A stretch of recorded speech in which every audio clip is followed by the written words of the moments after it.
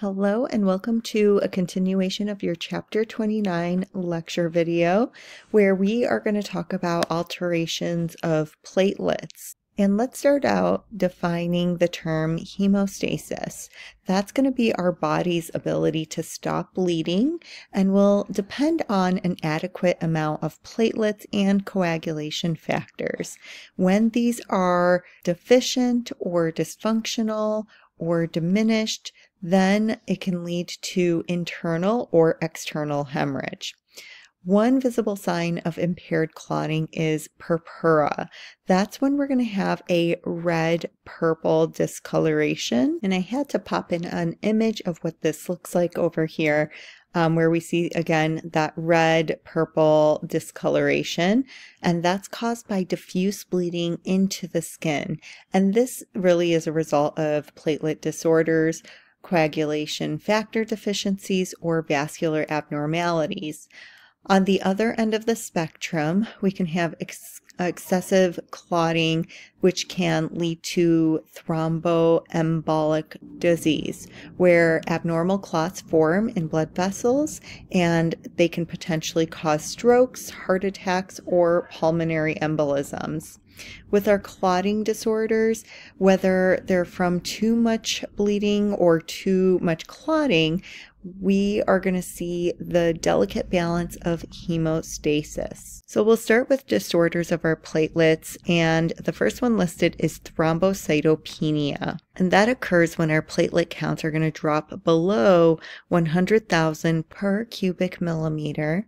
And if levels fall below 50,000 per cubic millimeter, even minor trauma can cause hemorrhage.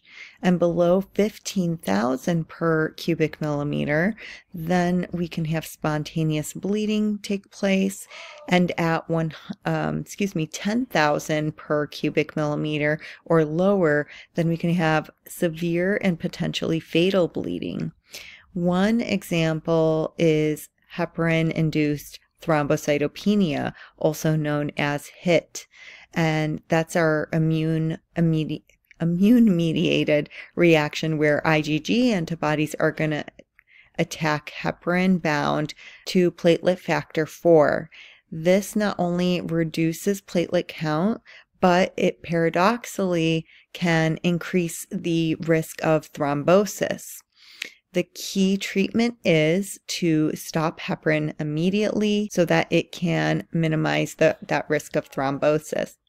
On the other hand, thrombocythemia is going to refer to an excessive number of circulating platelets, which can increase our risk of clot formation, which of course can lead to a stroke or a heart attack. Now, when immune thrombocytopenic purpura is seen, or ITP, that is when we have a disorder where IgG antibodies are going to target platelet glycoproteins, making them a target for destruction. And these antibody-coated platelets are removed from circulation, leading to low platelet counts and increased bleeding risk. Now, there are two different forms. The acute form often is going to follow a viral infection and is one of the most common bleeding disorders in children, while the chronic form primarily will affect adults, and it tends to persist over time. Clinically, ITP is going to present with petechiae and purpura, which you can see pictured over here on the right-hand side. The petechiae is a little bit difficult to see, but you do have those colored dots all along the lower limb here, and that can progress to major hemorrhage in severe cases. For treatment, it is more palliative type of care, non-curative, and it aims to really reduce the platelet destruction. Options could also include prednisone, IV immunoglobulin, also known as IVIG, and thrombopoietin receptor agonists like ramipulstim and eltrombopag, and possibly a splenectomy in refractory cases. And if it's unsuccessful, then immunosuppressive drugs may be needed. Now there's also thrombotic thrombocytopenic purpura, or TTP, which is a thrombotic microangiopathy where the platelets are going to clump together, causing blockages in small blood vessels. And this leads to severe thrombocytopenia and widespread organ damage. There are two types. There's a familial type that is chronic and a relapsing condition that is typically seen in children, whereas the acquired idiopathic type is more acute and severe and primarily affects women in their 30s. And a key feature of TTP is the pathogenomic pentad, which is a set of 5 hallmark symptoms. So that would include 1, extreme thrombocytopenia, which can lead to easy bruising and bleeding, which you can see pictured here to the right. Second is going to be intravascular hemolytic anemia, where red blood cells are going to break down inside of the blood vessels. Third, it is ischemic symptoms, often affecting the central nervous system, which can include things like memory loss, confusion, headaches, and even a coma. Number 4 is kidney failure, and that's due to small vessel occlusions. And 5th is fever, which results from systemic inflammation. So TTP, being a life-threatening condition, will cause a 99% mortality rate if it is untreated. However, with prompt treatment, there's a dramatically reduced rate, which goes down to 10 to 20%. And the primary treatment for this is plasma exchange with fresh frozen plasma, which removes harmful antibodies and replenishes essential clotting factors. Steroids are also used to suppress the immune response and reduce platelet destruction, and if standard treatments fail, a splenectomy may be performed to slow platelet consumption. Additionally, caplacimab is an anti-von Willebrand factor therapy that's going to help protect platelets and prevent further clot formation. So let's talk more about thrombocythemia. This is also known as thrombocytosis and is going to be a condition where platelet counts are going to exceed 450,000 per cubic millimeter due to accelerated production in the bone marrow.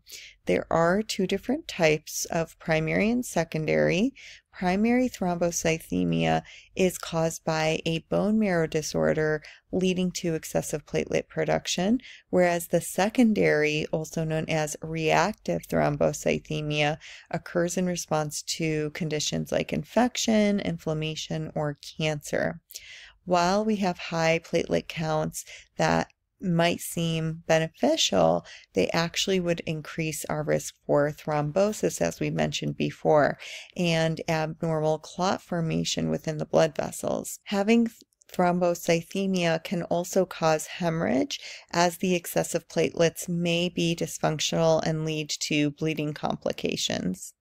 So when we have essential thrombocythemia, or ET, it is classified as a chronic myeloproliferative disorder that's characterized by excessive platelet production due to a defect in the megakaryocyte progenitor cells in the bone marrow.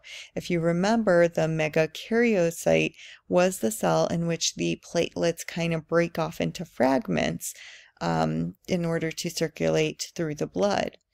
While ET is typically acquired, there is a rare hereditary form known as familial essential thrombocythemia, known as FET, that also exists. And clinically, ET can cause microvascular thrombosis, leading to complications like numbness, tingling, or even strokes. Now, some patients will develop erythromyalgia, which is a painful burning sensation in the hands and feet due to abnormal blood flow. Ironically, even though we have high platelet counts, bleeding can still take place due to platelet dysfunction. And so treatment for this is going to focus on preventing clots and bleeding using interferon, hydroxyurea, anagrelide, or aspirin in order to reduce the platelet levels and improve circulation. So as we saw in the previous slide, not all platelet disorders involve low platelet counts. We have qualitative alterations that can affect the platelet function, which can lead to increased bleeding time despite a normal platelet count. Clinically, this can cause petechiae, purpura, and bleeding in the gums, gastrointestinal tract, genitourinary system, and pulmonary mucosa. These disorders may be congenital, meaning they're present from birth, or they could be acquired due to various factors.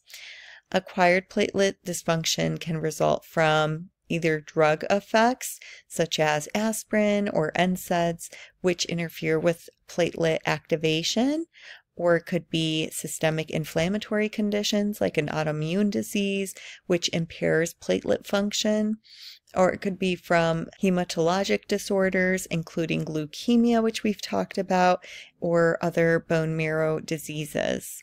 So when we have prolonged bleeding, it could be due to an issue lying in platelet function. Platelets have to properly adhere to vessel walls and stick together in order to release necessary factors to form a stable clot, which you can see taking place here over on the left-hand side. And dysfunction can occur at multiple levels. So like we mentioned, we can have impaired adhesion between the platelets and the vessel wall, which prevents the clot formation to take place. We can have defective platelet-platelet adhesion, which reduces the clot stability. Abnormal granule secretion, which could limit the release of clot-promoting factors, and disruptions in the arachidonic acid pathway, which impairs platelet activation. And lastly, membrane phospholipid regulation defects affecting coagulation factor interactions. And so when we have any of these processes fail, even if you get like a minor injury, it can lead to excessive or prolonged bleeding. Now let's talk more about disorders of coagulation. Coagulation disorders will really come from defects or deficiencies in the clotting factors, which prevents the blood from clotting properly and increases the risk of excessive bleeding. So one of the common causes of this is a vitamin K deficiency, since vitamin K is essential for producing clotting factors. So without it, the blood cannot clot effectively, which can lead to prolonged bleeding. Another reason is if someone's suffering from liver disease, because the liver is responsible for synthesizing a lot of the clotting proteins. So when we have liver function that's impaired, so is hemostasis. There are some cardiovascular abnormalities as well, which can disrupt normal blood flow and clot formation. And vasculitis is an inflammation of blood vessels that can damage the vascular lining and impair clotting. And lastly, we of course have these conditions that can lead to impaired hemostasis, and that is increasing the risk of both excessive bleeding and clot formation in some cases. And one of the important topics in nursing is going to be disseminated intravascular coagulation, also known as DIC. This is a complex acquired disorder where clotting and hemorrhage occur simultaneously, which makes it a life-threatening condition. So this could be triggered by several things, such as sepsis, cancer, acute leukemia, severe trauma, or blood transfusion reactions. And these conditions will release a tissue factor into the bloodstream, which sets off an uncontrolled coagulation cascade. and it can lead to increased fibrin and thrombin activity, which of course then can cause excessive clot formation throughout the body. At the same time, the body's fibrinolytic system works in overdrive, which breaks down clots too quickly, and that leads to widespread bleeding. So what can result from all of that is organ damage from microclots and severe bleeding due to depleted clotting factors. So this is really characterized by a dangerous cycle where widespread clotting inside blood vessels is followed by severe bleeding. And it begins with abnormal activation of clotting, causing excessive fibrin clot deposition throughout the bloodstream. And this rapidly will consume coagulation factors and platelets, which leaves the body unable to form stable clots when it's needed. So as a result, uncontrolled hemorrhage will take place. And so the fibrin clots that form in circulation interfere with normal blood flow, which leads to organ hypoperfusion and potential failure. And this, of course, makes DIC a life-threatening emergency that's going to require immediate treatment in order to manage both clotting and bleeding while addressing the underlying cause. One of the things that's difficult about DIC is it does present with highly variable symptoms because it really depends on the severity of the clotting and bleeding imbalances. So one key sign is uncontrolled bleeding, which can occur at venipuncture sites, arterial lines, and surgical wounds. So you can see some of that pictured over here. And the patient may also develop purpura, seen over here, or petechiae, or hematomas due to small vessel bleeding beneath the skin. At the same time, widespread clotting can restrict blood flow, leading to symmetric cyanosis, which means a bluish discoloration to the fingers and the toes, and signaling poor circulation and potential tissue damage. And so to treat this, we want to use a multifaceted approach to restore balance between clotting and bleeding. And the first priority is going to be to eliminate the underlying cause, whether it's sepsis, trauma, or malignancy. So without addressing that root cause, then we're going to see DIC will continue to persist. So after that, we want to control the thrombosis, and that will be crucial in order to prevent excessive clot formation that can lead to organ damage.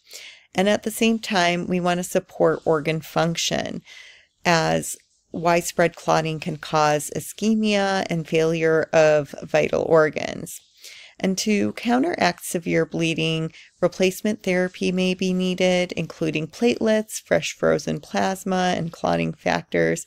And in some cases, anticoagulants like heparin are cautiously used to reduce ongoing clot formation. And here is a question for you. An individual has disseminated intravascular coagulation. Which pathophysiologic mechanism is occurring?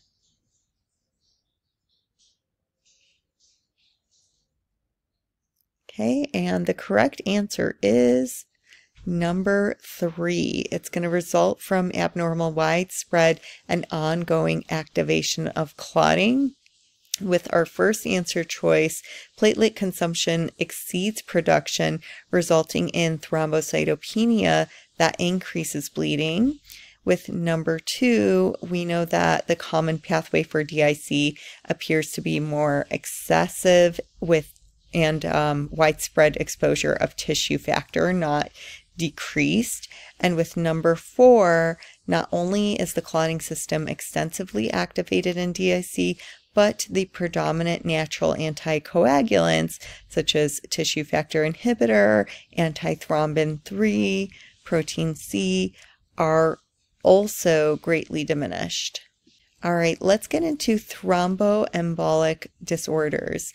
These occur when a fixed clot, which is called a thrombus, you could see that pictured over here, or a moving clot, which is called an embolus, pictured here, blocks blood flow in a vessel, and you could see that blockage pictured over here.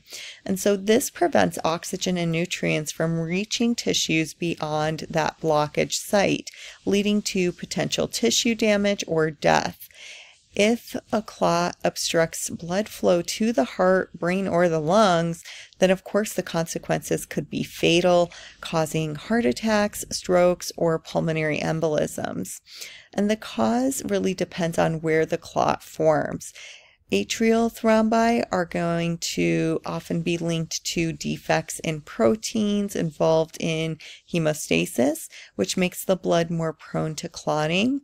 Whereas when we have venous thrombi, these are more associated with various clinical conditions such as immobility, surgery, or clotting disorders.